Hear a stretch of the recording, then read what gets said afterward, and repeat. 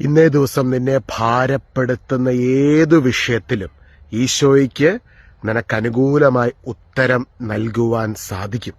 റോമ 8:31 ദൈവം നിന്റെ പക്ഷത്തുണ്ടെന്ന് വിശ്വസിക്കുക. ഈ ദൈവം നിനക്ക് അനുകൂലമായിട്ടുണ്ട്. നിനക്ക് വേണ്ടി അവസാനത്തുള്ളി രക്തം വരെ നൽകി നിന്നെ വീണ്ടെടുത്ത ദൈവം ഇന്നും കൈകളിൽ ആ ആണിപ്പഴുത് പുതിയ ഉടമ്പടിയുടെ അടയാളം സൂക്ഷിക്കുന്ന ഈശോയ്ക്ക് നിനക്ക് അനുകൂലമായി നിന്നെ സഹായിക്കുവാൻ സാധിക്കും. ഇവിടെ നീ ചെയ്യേണ്ട ഒരു കാര്യമുണ്ട്. ഇന്ന് നിന്നെ ഭാരപ്പെടുത്തുന്ന ഏത് വിഷയവും ആ വിഷയത്തിന്റെ നടുവിൽ നിന്ന് നീ പ്രഖ്യാപിക്കണം. ഈ പ്രതിസന്ധി, ഈ പ്രശ്നം, ഈ ഭാരപ്പെടുത്തുന്ന വിഷയം ഇത് കർത്താവിന്റെയാണ്, ഇതെന്റെ ഈശോയുടെയാണ്. ചിലപ്പോൾ തന്നെ ജോലി സ്ഥലത്താകാം, വീട്ടിലാകാം, ആരോഗ്യത്തിന്റെ മേഖലയിലാകാം, സാമ്പത്തിക മേഖലയിലാകാം, കടഭാരമാകാം, എന്തുമായിക്കോട്ടെ അതിന്റെ നടുവിൽ നിന്ന് നീ പ്രഖ്യാപിക്കണം, ഈ വിഷയം എന്റെ കർത്താവിൻ്റെതാണ്. 2 ദിനവൃത്താന്തം 20-ാം അധ്യായത്തിൽ നമ്മൾ കാണുന്ന ഒരു ഭാഗമുണ്ട്. അവിടെ യഹോശഫാത്തിന് എതിരെ 3 സൈന്യങ്ങൾ കടന്നു വരുമ്പോൾ ചെറിയൊരു രാജ്യം, ചെറിയൊരു സൈന്യം 3 വലിയ സൈന്യത്തിനെതിരെ യുദ്ധത്തിന് പുറപ്പെടുകയാണ്. അവരുടെ സ്വന്തം ശക്തിയിലോ കഴിവിലോ അവർക്കതിനെ ജയിക്കാൻ സാധിക്കത്തില്ല. ഇന്ന് ചിലപ്പോൾ നിങ്ങൾ നേരിടുന്ന ഈ പ്രശ്നം, ഈ പ്രയാസം, ഈ പ്രതിസന്ധി ഒരിക്കലും നിങ്ങളുടെ സ്വന്തം ശക്തിയിലോ കഴിവിലോ നിങ്ങൾക്ക് മറികടക്കുവാനോ വിജയിക്കുവാനോ സാധിക്കത്തില്ലായിരിക്കാം. പക്ഷേ ഇതിന്റെ നടുവിൽ ഈ യുദ്ധം, ഈ പ്രതിസന്ധി, ഈ ഭാരമേറിയ വിഷയം എന്റെ യേശുവിന്റെയാണ്. എനിക്ക് വേണ്ടി ക്രൂശിൽ സകലതും പൂർത്തീകരിച്ച എന്റെ ഈശോ എനിക്ക് അനുകൂലമായിട്ടുണ്ട്. ഇത് ഈശോയുടേതാണ്. യഹോശഫാത്ത് അന്ന് ഈ 3 സൈന്യത്തെ നേരിടുവാൻ ആ കുഞ്ഞു സൈന്യവുമായിട്ട്, യഹോശഫാത്തിന്റെ കുഞ്ഞു രാജ്യത്തിലെ കുഞ്ഞു സൈന്യവുമായിട്ട് പോകുമ്പോൾ ഇപ്രകാരം പ്രഖ്യാപിച്ചു, ഈ യുദ്ധം കർത്താവിൻ്റെതാണ്. ഇതുപോലെ നമ്മൾ വിശ്വസിച്ച് പ്രഖ്യാപിക്കുക.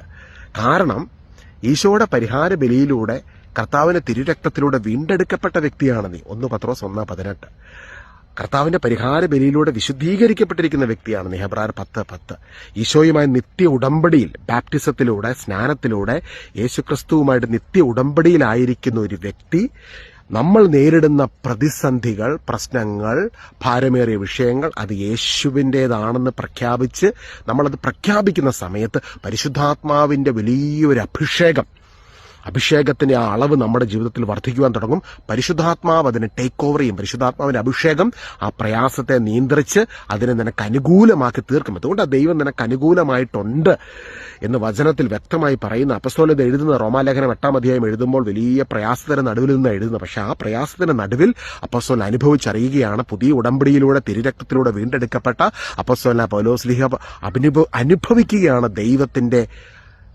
കൂട്ടായ്മ, സാന്നിധ്യം, അനുകൂലമായി നിൽക്കുന്ന ദൈവത്തിന്റെ ശക്തി. അത് അനുഭവിച്ചറിഞ്ഞുകൊണ്ട് അപ്പസ്തോലൻ പറഞ്ഞു, ദൈവത്തെ സ്നേഹിക്കുന്നവർക്ക്, അവിടുത്തെ പദ്ധതി അനുസരിച്ച് വിളിക്കപ്പെട്ടവർക്ക് അവിടുന്ന് എല്ലാം നന്മയ്ക്കായി പരിണമിപ്പിക്കുന്നു. ഇന്ന് ദൈവം നിന്റെ ജീവിതത്തിൽ, ജോലിസ്ഥലത്ത്, നിന്റെ കുടുംബത്തിൽ നിന്നെ അസ്വസ്ഥപ്പെടുത്തുന്ന, എവിടെ നിന്നാണെന്നില്ല, എവിടെന്നെങ്കിലുമൊക്കെ നിന്നെ അസ്വസ്ഥപ്പെടുത്തുന്ന കാര്യങ്ങൾ പൊങ്ങി വരുന്നുണ്ടെങ്കിൽ അതിന്റെ നടുവിൽ അഭിഷേകത്തിൽ നിറയുക, കർത്താവിനെ ആത്മാവിൽ നിറഞ്ഞ് ആരാധിക്കുക, സ്തുതിക്കുക, വിശ്വാസത്തോടെ പ്രഖ്യാപിക്കുക, ഈ വിഷയം, ഈ പ്രതിസന്ധി, ഈ പ്രശ്നം ഇത് എന്റേതല്ല, ഇതെന്റെ യേശുവിൻ്റെതാണ്. കാരണം ഞാൻ എന്റെ യേശുവിനായി, എന്റെ യേശു രക്തം കൊടുത്ത് എന്നെ വിലയ്ക്ക് വാങ്ങിയതാണ്. അതോടെ പൗലോസ്ലീഹ പല സ്ഥലങ്ങളിൽ പറയും, നിങ്ങൾ നിങ്ങൾക്കുള്ളവരല്ല ഒന്ന് പറഞ്ഞ്, ഞാൻ എനിക്കുള്ളവയല്ല, ഞാൻ എന്റെ യേശുവിൻ്റെതാണ്. യേശു തിരുരക്തം കൊടുത്ത് വിലയ്ക്ക് വാങ്ങിയവനാണ്, വിലയ്ക്ക് വാങ്ങിയവളാണ്. അതുകൊണ്ട് തന്നെ ഈ വിഷയത്തിൽ ദൈവത്തിന്റെ ഇടപെടൽ കടന്നു വരും. നമ്മുടെ പിടുത്തം അങ്ങ് വിട്ട് ഈ യുദ്ധം, ഈ പ്രശ്നം ഇത് കർത്താവിൻ്റെതാണെന്ന് പറയണം. ചിലപ്പോൾ നിങ്ങൾക്കെതിരെ ഒരു എന്തെങ്കിലും റിപ്പോർട്ട്, അല്ലെങ്കിൽ ഒരു മെഡിക്കൽ റിപ്പോർട്ടാകാം, ജപ്തി നോട്ടീസ് ആകാം, ഒരു എന്തെങ്കിലും ഒരു കാര്യം നിങ്ങൾക്കെതിരെ വന്ന് നിൽക്കുന്നുണ്ടെങ്കിൽ അതിന്റെ നടുവിൽ നിന്ന് ഇപ്പോൾ പ്രഖ്യാപിച്ചോ.